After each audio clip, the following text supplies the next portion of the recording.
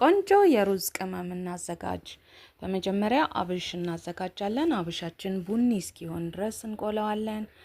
አብሽ ብዙውን ጊዜ ቡኒ ሆኖ መቆላት አለበት። ሌሎች ቅመሞች ግን አብሹ በተቆላበት ምጣድ ላይ ሞቅ ሞቅ ነው የምናደርገው። ድንብላል፣ ቀረፋ፣ ሰናፍጭ በዚህ አይነት መልኩ እና የላውሮ ቅጠል፣ ከዛ ቅርንፉድ፣ ቆንዶ በርበሬ፣ ከሙን እነዚህን ቅመሞች አንድ ላይ እንደባልቃቸዋለን። አንድ ላይ ሚክስ ካደረግን በኋላ በመፍጫ በመጠቀም መፍጫ ውስጥ እንጨምራቸዋለን።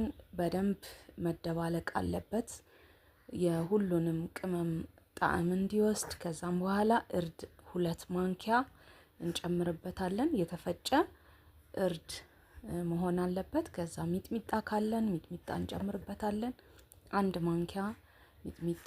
ከዛ በዚህ አይነት መልኩ ቆንጆ የሆነ ለአልጫ ለሩዝ አዘገጃጀት ለተለያዩ ምግቦች አልጫ ለሆኑ ምግቦች በጣም ቴስቱ ሽታው በጣም ቆንጆ የሆነ ኬሪ ቅመም ይባላል። በዚህ አይነት መልኩ አዘጋጅተን አስቀምጠን ለእያንዳንዱ አልጫ ስናዘጋጅ መጨመር እንችላለን። ከለር ይሰጠዋል፣ ቴስት ይሰጠዋል። ቆንጆ ቅመም ነው።